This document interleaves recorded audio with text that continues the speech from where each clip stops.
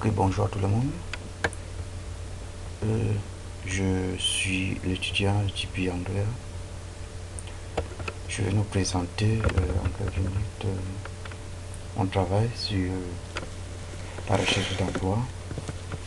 Donc, j'ai pris mon travail dans mon problème qui porte sur la recherche d'emploi. Parce que c'est le problème actuel pour le monde.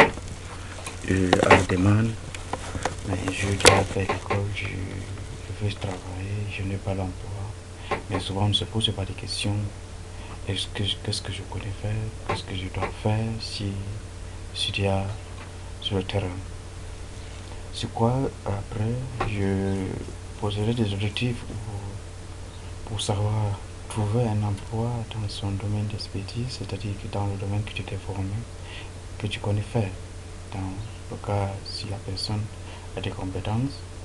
En seconde position, c'est de développer de nouvelles compétences au cas où tu n'as pas l'emploi dans le domaine que tu t'es formé. C'est-à-dire que c'est acquérir des nouvelles compétences dans d'autres domaines ou travailler dans un autre domaine différent que celle que tu t'es formé au début. Après excusez-moi, après cela, je passerai à la présentation de mon dataset auquel j'ai trouvé dans Google, la plateforme qui dispose de plusieurs datasets, qui a 5000 lignes autant pour moi, et 12 colonnes ou features. C'est donc sur ces datasets que je fais mon travail tout au long. Après quoi, je vais décrire quelques types de features, en commençant par requérir que le nombre d'années de travail. C'est-à-dire, il s'agit ici pour une personne qui a déjà travaillé, mais peut-être il cherche à trouver d'autres travail plus que ce qu'elle a ou qu'elle a déjà d'expérience de travail, et une donnée quantitative discrète. Nous avons aussi le titre de travail qui est job title. Cela représente une donnée quantitative nominale, qualitative nominale autant pour moi. Nous avons le job catégorie qui représente une catégorie et une donnée qualitative nominale également. Nous avons le salary currency qui est la devise d'un salaire autant pour moi qu'une donnée qualitative nominale qui est le salaire. On parle encore du salaire dans une autre part. Que nous avons ici une donnée quantitative nominale parce que c'est le montant numérique que nous parlons ici, pouvant être décimal également. Nous avons les données, le feature salary vision qui est une donnée similaire au salaire, qui est donnée quantitative continue. Nous avons ici le employment residence qui est une donnée qui décrit la location donnée qualitative nominale. Nous avons également experience level qui est une donnée qualitative non ordinale parce que c'est le nombre d'années d'expérience senior, junior, c'est vrai que tu es débutant et ancien. Excuse, autant pour moi. Nous avons le employment type qui représente le type de l'emploi, qui est une donnée qualitative nominale. Nous avons également ici le work setting qui est une donnée qualitative nominale. Cela indique le mode de travail en ligne ou en présentiel avec notre période, avec cet homme qui est avec la nouvelle technologie du travail à distance.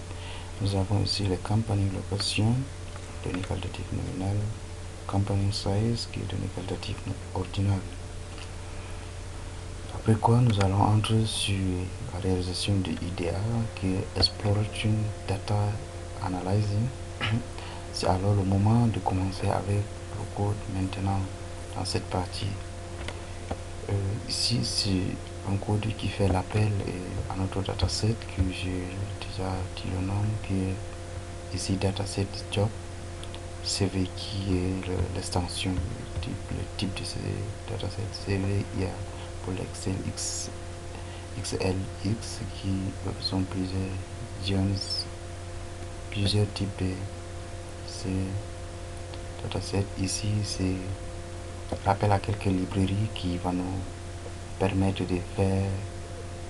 d'analyser le dataset et tracer les graphes et bien d'autres choses.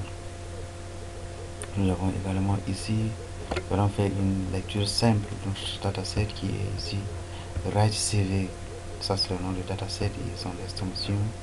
Et nous allons passer à une nouvelle phase qui va faire que nous allons voir une information de notre dataset qui nous donne ici le nombre de lignes entières et le nombre de lignes et le nombre de colonnes qui est exactement 5012 colonnes qui sont ici représentées en global.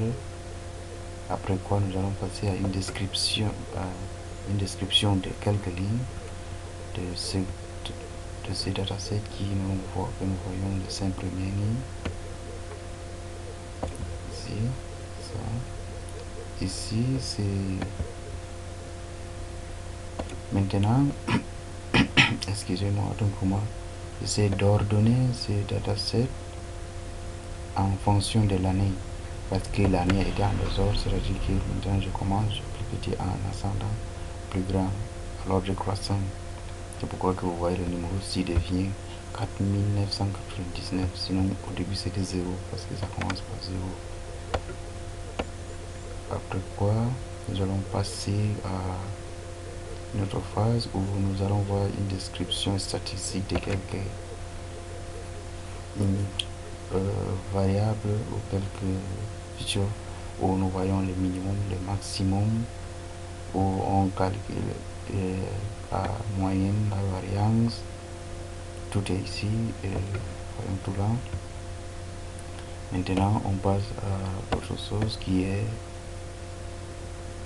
ici. On fait pour voir est-ce qu'il y a les lignes vides ou quoi, en tapant la fonction inch_nil qui nous fait la somme de tous ces valeurs nulles, où nous voyons 4 features qui ont des valeurs nulles qui ont respecté tous 500 valeurs nulles.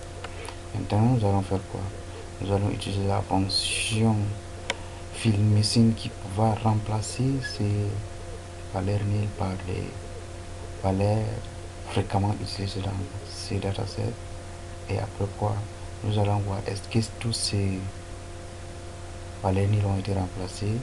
Si nous voyons à nouveau, nous regardons tous ces valeurs nulles ont été remplacées parce qu'on retrouve ici 0, 0, tout est 0, c'est exactement toutes ces valeurs nulles ont été remplacées. Maintenant, comme toutes ces valeurs ont été remplacées, notre dataset a été ordonné.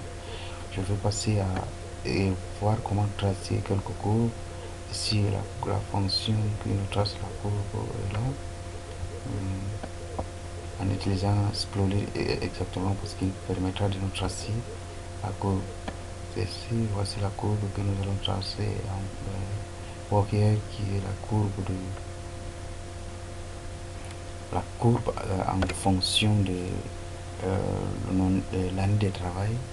Donc nous voyons effectivement le nombre de valeurs nulles sont annulées et la courbe est bien propre. Et également l'autre courbe où si nous tracions en fonction de salaire, en fonction du nombre d'années de travail et là nous voyons comment ces différents types de fonctions s'affichent. Ça nous montre que effectivement ces valeurs nous sont passées et ceci montre que notre dataset est bon. Merci et à bientôt.